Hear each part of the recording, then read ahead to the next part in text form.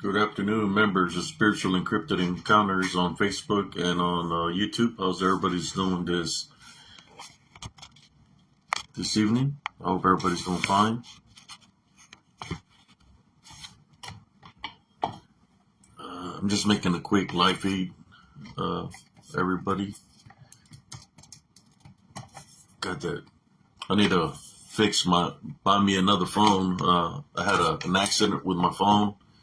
I dropped it and it cracked. The screen cracked some, so I think that's why the glare's there. I'm trying to take away the glare. No, it's still there.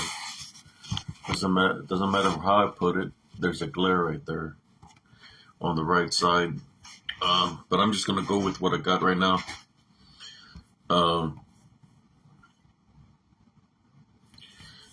Just trying to make this quick spiritual live, just to talk about the things that I've been going through spiritually. A lot of things of the dreams and everything that I was having. This out of body experience, or should I say, sleep paralysis, or whether succubus or incubus. A lot of those dreams, they ceased already. I've been getting some pretty good rest. At the same time, I've crossed paths across people in which when somebody talks to me one-on-one spiritually, they know where I'm coming from spiritually because I got a good heart and I care about what people are going through. How you doing, Sister Dawn? I care what people are going through, and they can feel that the positive vibe of that love foundation that I have, in which it makes them feel different, no matter what they might be going through spiritually. At the same time, we are all spirits. There's nobody perfect in this world.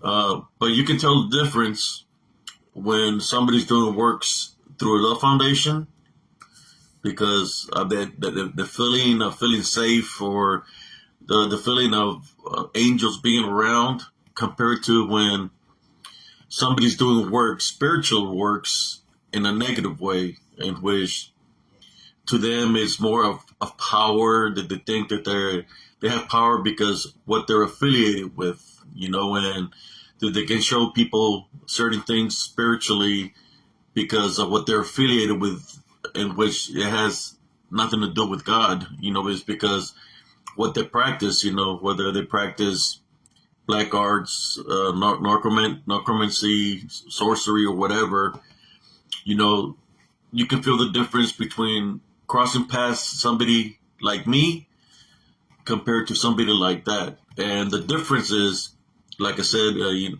can feel the difference with me because of the love foundation that I have, and the spiritual gifts that come with that love foundation, compared to somebody that, in a sense of a way, since they're affiliated that way, they're being bonded by that negativity, in which it makes them think that they're greater than everybody else.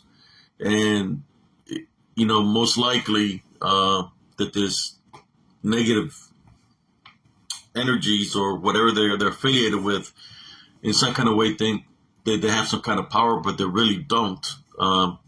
What it is, it's deceiving them, making them think they have some kind of power over people, which they don't. What it is about what we accept in our love foundation, what we accept in our hearts. And if we deflect that negativity, if somebody's trying to throw some negative things our way, and we don't accept it because we're maintaining our love foundation, we're going to go right back to the sender. In which, when that happens, things will happen to those individuals that are coming against us with people. I'm talking about people with the love foundation. You go back to them because we don't accept that. We don't accept any other form of any kind of negativity because we have a love foundation. That's the thing. When we maintain a love foundation, we don't accept anything negative, in which doesn't matter how many people there are or whatever comes away. Have y'all seen on my photos all these DDNs that pop up on my pictures? It doesn't matter how many come. So long I have a love foundation and I have my spiritual connection to the Heavenly Father, I'm protected safely. I don't need no weapons with me. I mean, yeah, sometimes in the woods you run into some wildcats or some cougars or whatever, which maybe for that, but besides that, when you have the Heavenly Father with you and He's with you spiritually and He's there, and we call Him, and you run, for example, into a bunch of DDNs. I call it disembodied demonic Nephilim, but we all know they're demons, right? You run into that. That's when you call upon a higher power to come and assist you. You call upon Jesus Christ. If you have to tie, bind, and rebuke those demonic, disembodied demonic Nephilim spirits, you do that in Jesus' name, right? You tie, bind, and rebuke them. So long you know that you're maintaining a love foundation and you're being spiritually blessed with the spiritual gifts of discernment, that's all that matters, brothers and sisters. Right there is, if you know you're doing that, then everything else falls in order.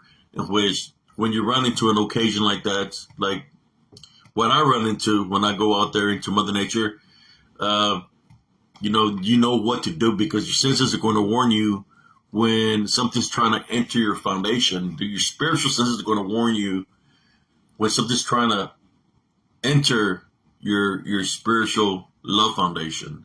And that's when you fight. You use the spiritual gifts of discernment to fight spiritually against those unseen forces. There's a lot of people that see the things that are within my pictures, and because they're open up spiritually and they're able to see. I've seen on people sharing videos of Bigfoots, right, or Dogman. You can tell they're props, and then some of them you can tell they're people in costume. Just look how baggy the costume is.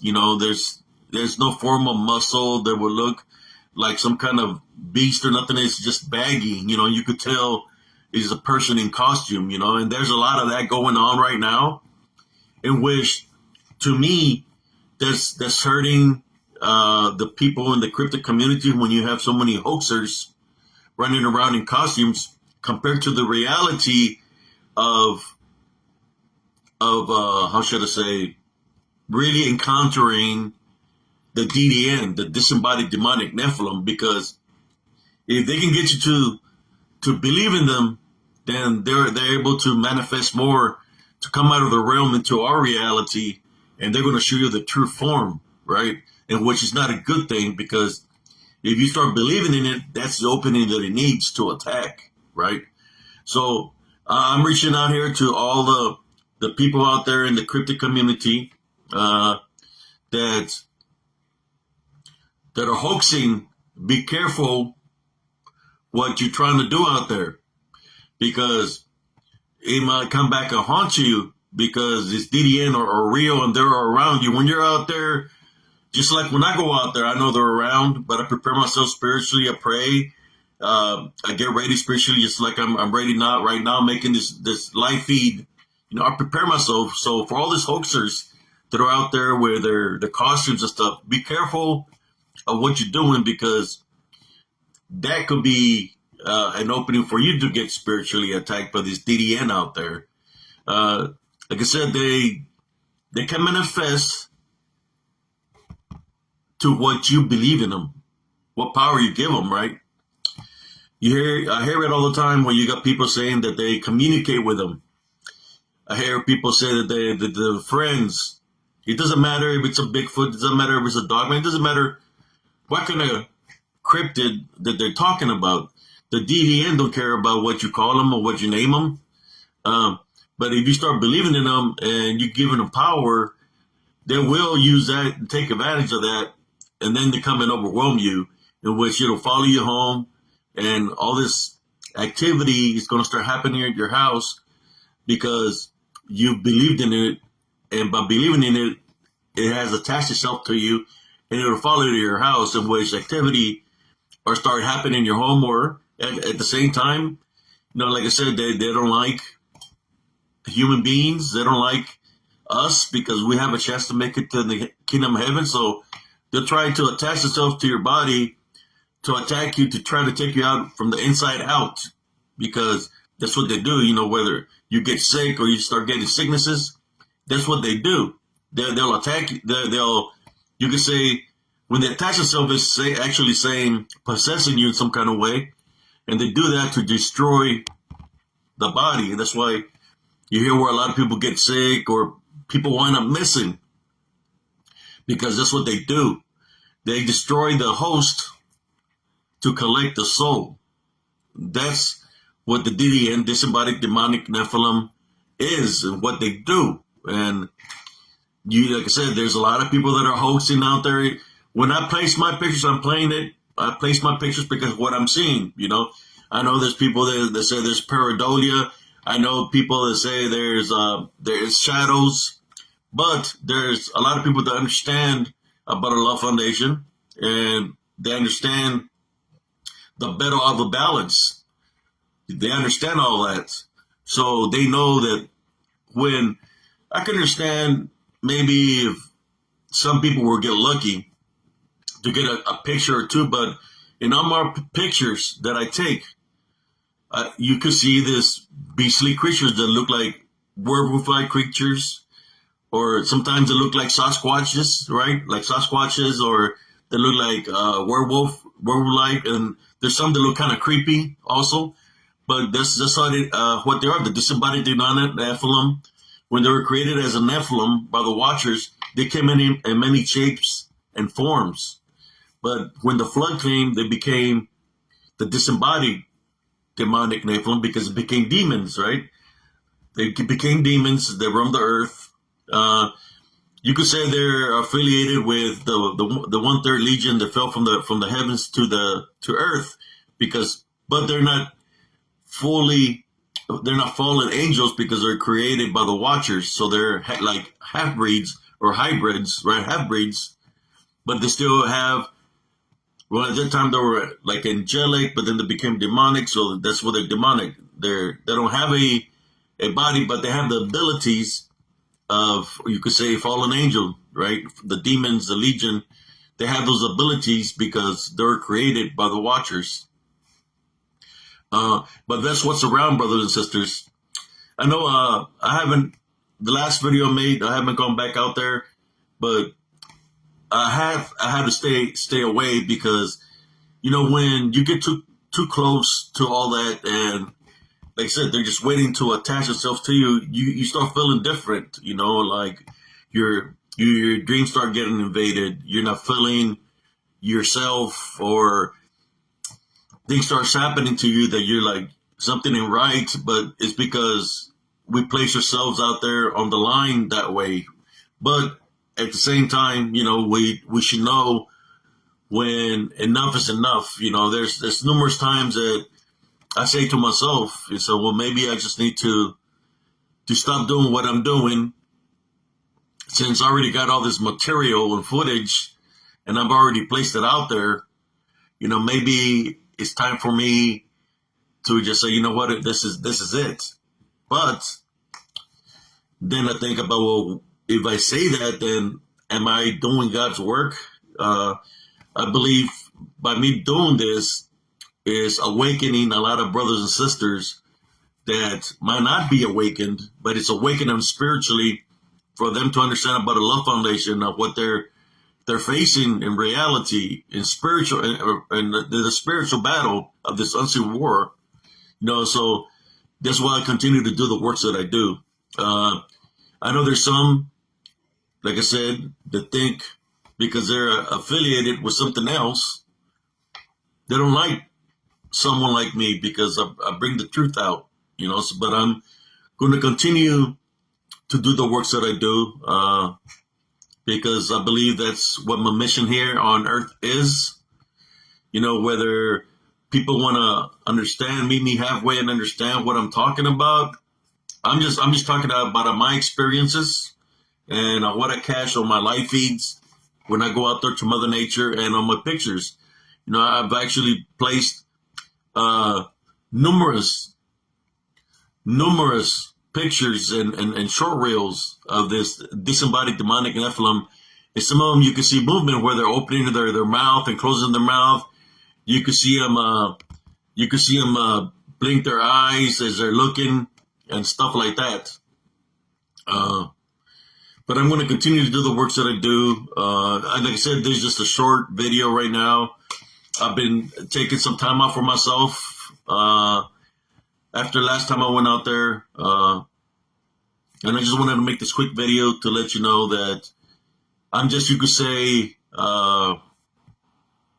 re-energizing, giving time to myself to re-energize, and allowing God to guide me and direct me. One of the things that have been happening to me, brothers and sisters, is this.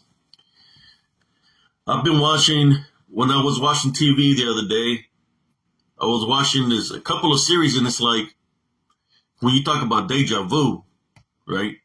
It's like, it was new episodes, and it's like, man, I've seen this before.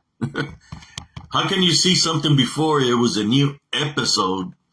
It's like, I already know what's going to happen next, and boom, boom, just like I remember it's happening then. The things that I remembered were happening, boom, boom, on a new episode on TV.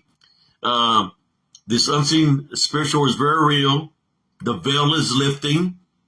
So, the Alpha and the Omega, the Heavenly Father, He's the beginning, the end. He knows the past, the present, and the future. But imagine that, watching a new episode on TV, and you already know what it is because you already seen it. That's how great the power of the Heavenly Father is, that He'll show you something ahead of time. So I said, let me go to the next episode. And it's like, I had watched them all, like I've seen them all already. Even the new episode, it's like, the Heavenly Father blesses you with gifts of discernment. And some of those gifts is seeing into the future. And it's like, I had to stay away from the TV show that I was watching because I'd already seen it, and it's like, I couldn't understand how that is possible, but I understand when the Heavenly Father blesses you with something spiritually, is for you to know what's to come, to prepare us spiritually for any kind of spiritual battle that's to come. So in a sense of way, that's a positive thing, but that is kind of, people would say scary, but I'm not going to say scary. I'll say more of a blessing, because if that's going to help me spiritually to be able to go to locations to know, if He's already showing me things to come in this manner, and if He shows me something spiritually, I'll be prepared to whenever I go to a location already. And that's pretty awesome when the Heavenly Father blesses us that way with this kind of spiritual gifts.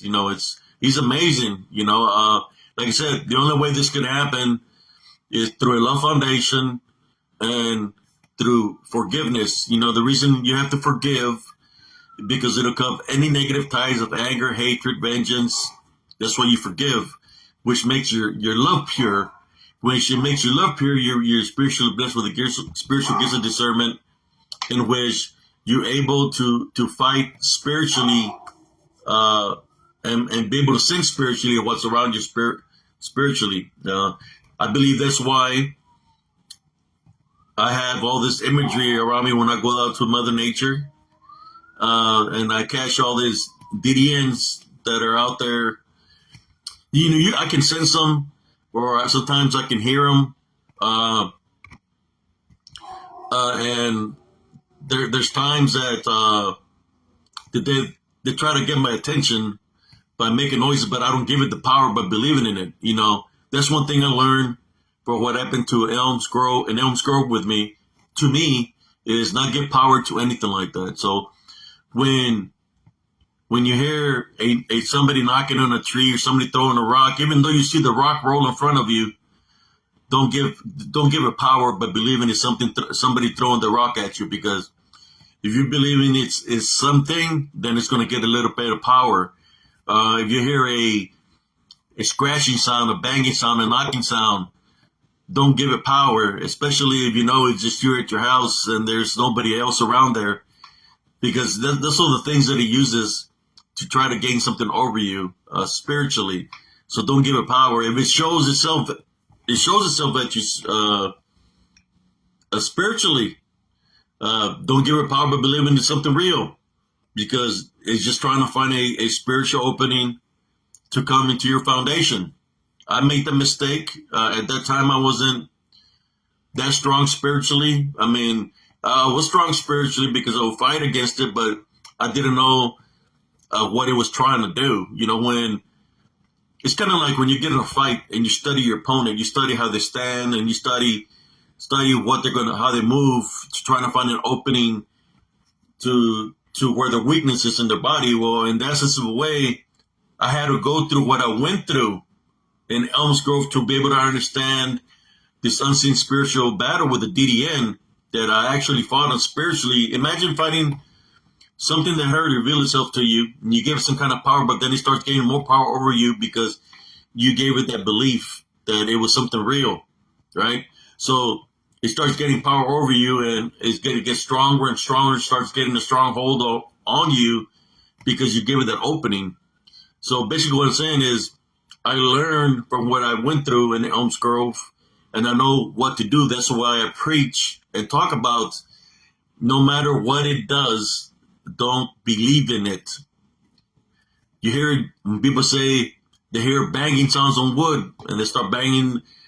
Don't do that. It's trying to find the spiritual opening. If you hear a growl, right, you believe it's something there, but then you go mistake there's nothing there, but you heard the growl and then the growl keeps on coming at you. Don't believe in it because it's trying to find an opening into your fun. Don't make the mistake. No matter what it does, I've seen the DDN make a rock formation out of thin air within a matter of seconds, like 10 seconds. When I was walking down the street, I used to exercise at nighttime, and I was going towards the airport, and I said, you know what? I walked 10 miles last night. I'm just going to go back and relax. I'm tired from last night. So when I turned back and I walked like 30 feet back down the road, the main road, I found a rock formation with a lot of rocks in the middle of the street. And I was like, wait a minute. Who has the time to place this many rocks? It was like around 30 rocks in the middle of the street. There's no way, it's got to be a lot of people, but I was like, who's going to be messing with me at 2 a.m. while I'm exercising, So that's why I go into that circle. I went around and went on the grass to make it back home when I live in Elms Grove. But it does those kind of things so you can believe it's something, right? But it's just trying to find a spiritual opening. For those that think that, let's talk about, this is what I'm going to talk about. For those that believe that these beings, where you want to call them shadow people, Bigfoots, that they're your friends, well, I'm just here to tell you that's where you're wrong. They're just trying.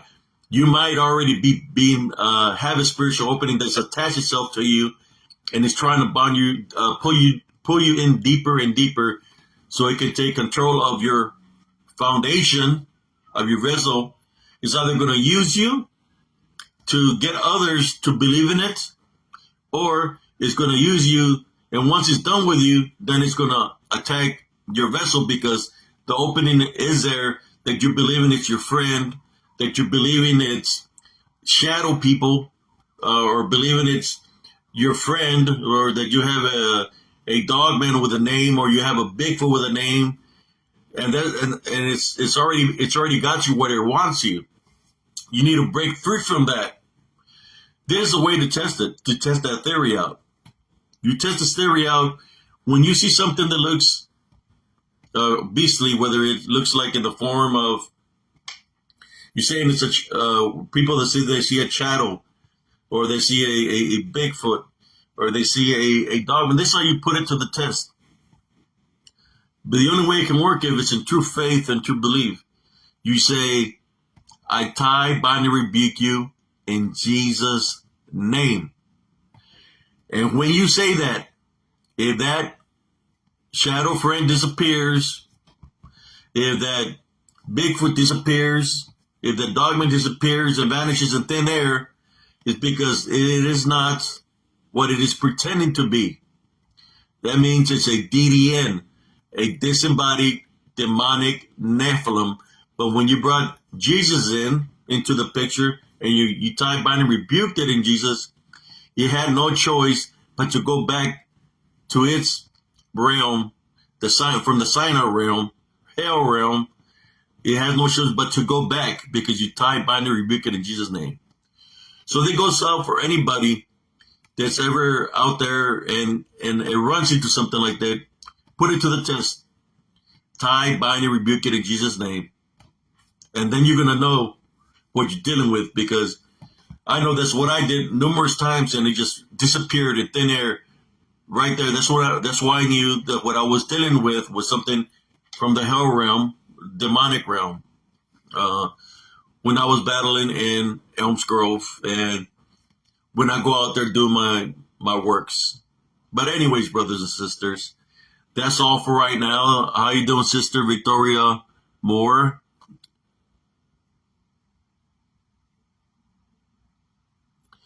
Yes, sister, there's so many people out there that they do that, and I'm thinking they're doing it to try to keep the Bigfoot, the Sasquatch legend alive. But is it really a legend if it costume all along? But maybe in reality, because of what I've seen in the DDN, there has been these DDN that do live in the woods, because that's where they reside, a lot of them. And they're out there, not just within the woods, they're everywhere. Many people get spiritually attacked, even within the cities, by this DDN, whether they're in shadow form, they take a beastly form. People, you've seen it happen in what they say they see a Mothman form with red eyes, or hellhounds with red eyes. They take many forms and have those capabilities to take many forms. But maybe what they're dealing with, what I believe they're dealing with, is this DDN. It's just, like I said, there's so many names that are out there that people have given them that people think that's what they're witnessing, that they're seeing. But that's how you put it to the test. Tie, bind, and rebuke in Jesus' name. And if that Bigfoot disappears in thin air, I've seen it, where he just disappears and turns into smoke. It can turn into smoke. The DDN can turn into smoke, and they can fly pretty fast and go into trees, or enter a person, or enter a tree, something that's a living object, because they're demonic. That's what they do. They're demonic, and they can enter and hide there.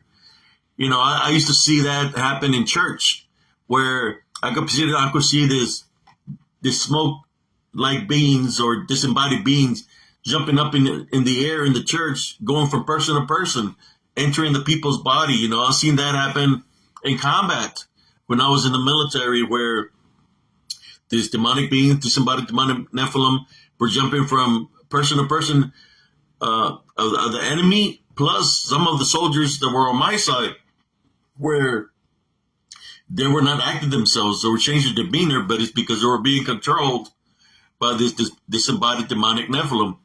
You hear it all the time, where people say, I don't know what I did, or they'll say, the devil made me do it. Well, that sounds like possession to me, right? When they can't remember something, that's what it is, a possession. It makes you do things that you don't remember. It makes you do things that you don't remember. The disembodied demonic Nephilim. But like I said, that's a form of possession. And for those that, I believe a lot of the missing children that are, or people that are being lost in the woods, that got lost in the woods, that possessed them and took them deeper into the woods, in which they eliminate them, and they're not here no more. Or they might be able to take their they eliminate the vessel and take the spirit into Sinai or the hell realm. That's why we got so many missing 401 cases where there's missing people all around the world. But I could talk about so many things. I just wanted to say to y'all, brothers and sisters, that like I said, I'm re-energizing and just talking a little bit of the things of what I'm going through right now, which is more of a positive thing than a negative thing. I just want you to be aware of not to give it power. Challenge it spiritually. We are children of God, and we have God's blessings. Anything that's unseen, since we're children of God, and if we maintain a love foundation, whatever's unseen has to reveal itself to us, right? In which once it reveals itself to us, that's by God's authority. The only way we're going to be able to see this if we have a love foundation, and as the Heavenly Father blesses with a spiritual gift, we're going to be able to see that that's unseen. And once we see that and ID it, then we're able to say, you know what? I know what this is. I tie, bind, and rebuke you in Jesus' name. Once we say that and take authority over it, because we do have that spiritual power to take authority over it in Jesus' name, then it's gonna go, because it had to identify itself, just like the Legion identified itself to Jesus when it was in that possessed man, and then the Legion didn't want to go back to the hell realm or to Sinai, so they told Jesus if they could cast them into the pigs.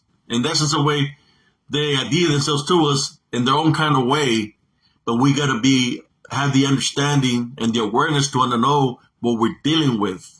That's why I talk about all these things in this manner, so people can understand what they're dealing with. You don't want to give them power so they can remain with you or attach themselves to you. They have to reveal themselves to you. But if you don't understand what's trying to, if you don't understand spiritually what is revealing itself to you, then how are you going to be able to get rid of it or fight it if you don't know what to do? But it has to, if you have a love foundation, the Heavenly Father blesses you with the spiritual gift so much to be able to know what to do to get rid of what is trying to show itself to you.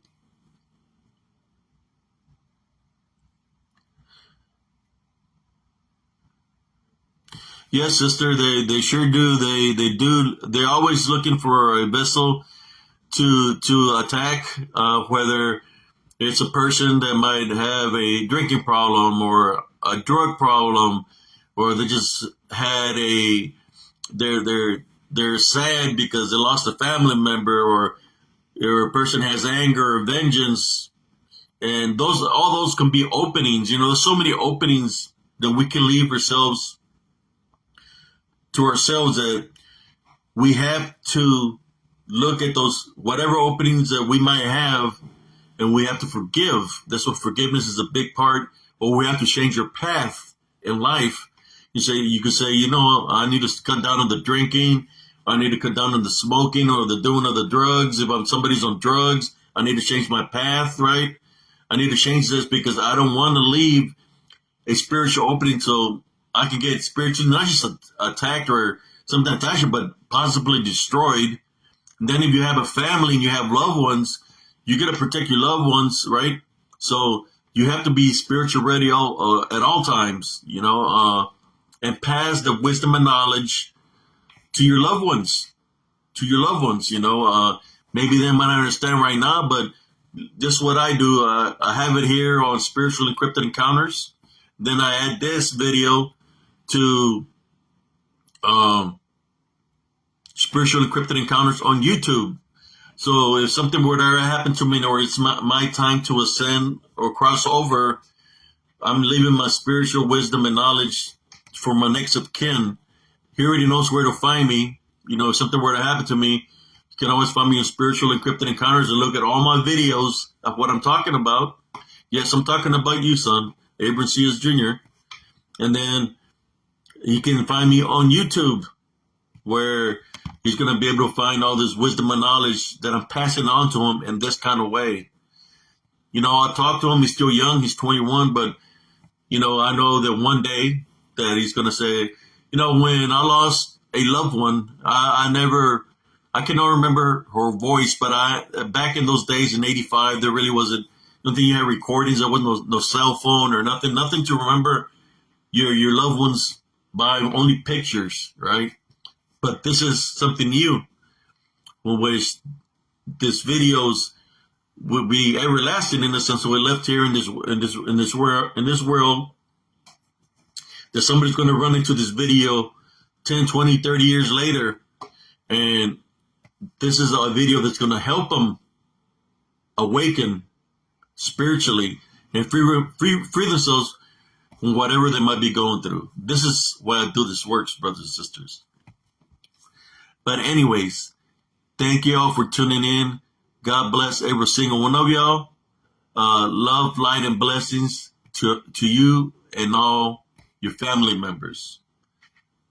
Love y'all and peace.